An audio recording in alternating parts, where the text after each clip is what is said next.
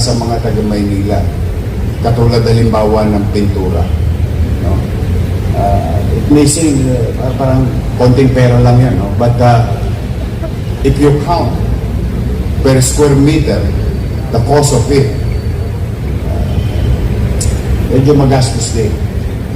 Naging short-lived na naman yung maayos na Lagos nila. Pagkaupo natin, lahat ng lumot, lahat ng kadugyutan meron sa dingding ng Lagos nila. Na the people are enjoying it, maaliwalas. O ngayon po, pasyalo kayo sa Lagos nila. Punong-puno ng kadugyutan ng mga so-called na ipinaglalaban tayo. Sila daw, yung mga rallyista na yun, ipinaglalaban kayo.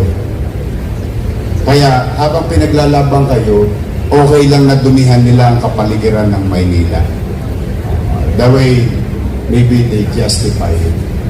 Kaya kayo, magsipag-ingat kayo sa pagsali-sali dyan sa mga grupo na yan. Ayan, tingnan ninyo. Baboy na baboy ang Lagos nila. Nano ba? Sila daw nakikipaglaban sa korupsyon, nakikipaglaban sa kawaldasan. Ang daming nilalaban. Ako ang Pilipino, hindi mayor ha. As Pilipino, hindi ko sila inauthorize ipaglaban ako. Ewan ko kung inauthorize sila ipaglaban kayo. Ano yun self-appointed sa mga sarili nila. I pity the parents of those young individuals. Malungkot yun sa isang magulang na lumaki ang anak mo na talipandas. No? Malungkot yun. Tayo lahat nakakaranas ng ganyan. Pero, what? Nakita lang ngala-ngala nila sa kalsada, masaya na sila. Dumihan nila ang Maynila. Pabuyin nila ang Maynila. Ayun yata ang kasiyahan na itong mga batang ito at saka yung mga congressman na pakakaliwa. Yan yata ang kaligayahan nila. Dumihan tayo. It's up for you to judge because there will be a reckoning date for that. Come 2028. Kaya kayo nagmasyadong nadadala ng mga matatamis na salita. Yan ang epekto pag nalalagay sila sa pwesto. Baboy na baboy. Tingnan ninyo ngayon. Yung pininturahan. Alam niyo yung nagpipintura dyan? Para lang magkaroon kayo ng grasp. No? Yung pagpintura, madali. Pero habang nagpipintura ka, may rumaratsadang jeep. May rumaratsadang truck. May rumaratsadang sakyan. Yung mga empleyado natin sa DPS saka engineering, they put their lives at stake while making Manila as maaliwalas. Ganun o, kasi minsan pag nasanay na tayong normal na ginagawa, nakikipit balikat na lang natin yung pagpapahalaga. Parang, gawain naman nila yan, trabaho naman nila yan. Yes, trabaho naman, kaya lang, you have to give value to yung mga empleyado ng lungsod. Pero may masagasaan ka ng truck para mapinturahan lang ang pader, tapos malalaman mo yung rallyista, i-sprayan lang ng kung ano-ano. May nahita ba sila? May nahita ba sila? Wala. May nagbago ba nung nag-rally sila kahapon? Wala. Pero sigurado ako may nagbago. Dumumi ulit yung Lagos nila. Yun, tiyak yun. Yun, kung yun ang klase ng pamumuhay nila, yung kadugyutan, sana wag na nilang dali sa Maynila.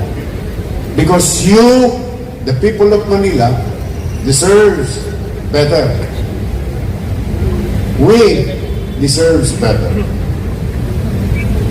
Marapat lamang na magkaroon ng maaliwalas at kapanatagan ng pamumuhay ng bawat Manileño. Alam mo masakit dito? Most of them dayo. Dayo na, nagdala pa ng kadugyutan sa Maynila.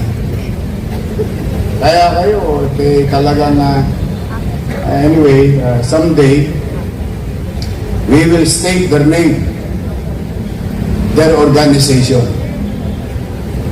so that you will be reminded of whatever that you are doing, they throw it to the dogs. Tinatapon lang nila sa imbornal. Sad to say. I hope the country, because these people get elected countrywide, I hope that the people of this country will not elect these people. I hope. Kasi kayo din naman ang magre-reklamo kapag kadugyot. Tama? Gusto niyo ba ng dugyot? Gusto niyo ba ng mabaho? Gusto niyo ba ng magulo? Napaka-toxic na nga ng mundo Nakikisali pa to. What we can do as government is to really excel from our field of undertakings. Each and every one of you. That is our share to the country as a city. That is our obligation to the people of Manila. But then again, nandiyan na yan, Andres, padala mo ulit yung bata mo ro, sana hindi masagasaan.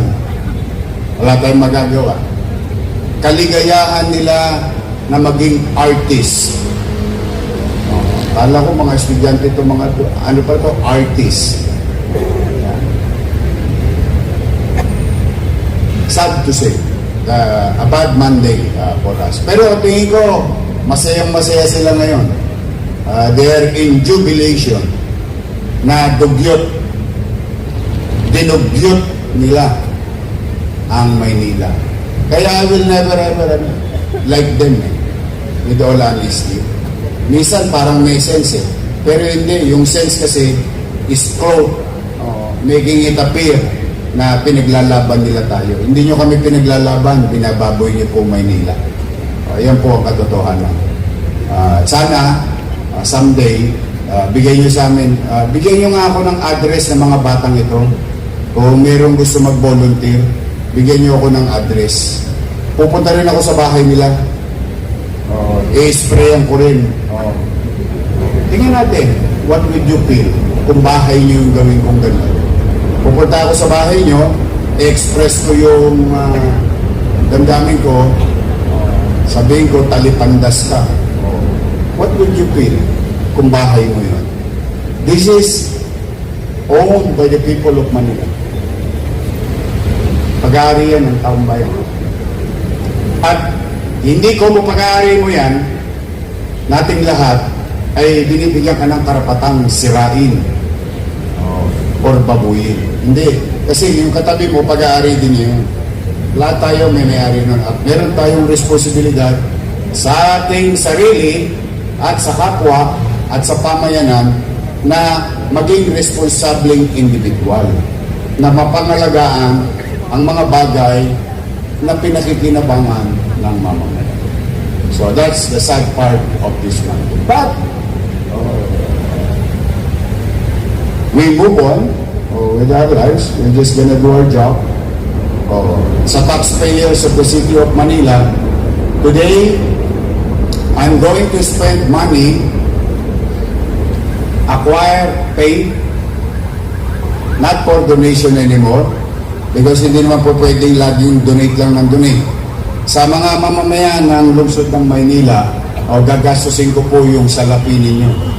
Bibili po ako ng balde-balding pintura at roller, at imbis na yung mga empleyado ng engineering at DPS ay patuloy na linisin yung sunog sa Parola, sa Pandacan, sa Intramuros, ibibigay namin yung panahon sa kanila para linisin ko. So these are the cause and effect of this situation. Pero call naman ako matira matibay dito mangangawit kayong kaka-spray at mahuhuli din namin. Alam mo, pag nahuhuli namin, iiyakin naman. Walang biro. Nung hinuli namin, iyakan ng iyakan dun, no? Sa MPD, iyakin. Ito lang, nakakalungkot lang, no? Ganito na ba tayo ngayon? Yan. Pilipino, kapwa Pilipino. Pag nasa ibang bansa tayo, masunurin tayo. Pag nasa Pilipinas tayo, wala tayong pakundangan. At wala tayong paggalang sa kapwa. Why? Too much rights or privileges. Kaya lagi ko sinasabi, tuwing Lunes, magsikap kayo at galingan ninyo sa kanya-kanya ng trabaho. Andres, ayoko nang umabot yung tanghalian. Gusto ko mawala yung bakas ng kahapon. Kahapon nakadubitan gawa ng mga party list na to. Yeah. Pero hindi ko nga alam, baka iba sa kanila tumanggap din ng maleta. Hindi ko nga alam sa kanila, baka iba sa kanila nang agaw din ng may asawa ng may asawa. Totoo. May umamin na nga. Yeah. So ako, ang punto ko lang, bago tayo mangutya ng kapwa, tingnan natin na sarili natin sa salamin, ha? Baka mamaya, you'll never know. Baka mamaya, umawak din kayo sa kawali. Nakulingan din kayo. I'm no perfect. I'm no angel. Si Jesus lang ang perfect. I made mistakes. And I tried to, hopefully, makarecover sa pagkakamali ko huwag kong ulitin muli. In our success, we expand. We innovate. Pinahaba natin ang kamay natin. I hope we can learn from we can learn from this, a lesson that we can learn for this, with this situation. So sa PRB, baka yung bagong pintura nyo sa pader ng Manila Zoo. Nakita nyo na ba yung bagong pader ng Manila Zoo? Ang ganda-ganda. Gumastos ba kayo ron? TY, di ba? Poison. Salamat sa poison. Walang tosgas. Napakaganda po. Sino ba tirador mo doon? Ano ka nga rito? Yung tirador natin, yung mga 2 linggong tumitira doon sa gitna ng araw. Halika rito. Halika rito, hindi ka mawawalan.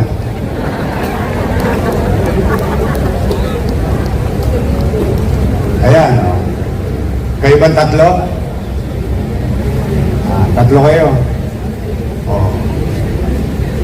Wala tayong gasto sa pintura. Ito yung empleyado natin. Palakpakin nyo naman. Pwede ba yung lagos nila ng mga tiraya? Thank you, ha. Pangalan mo? Thank you.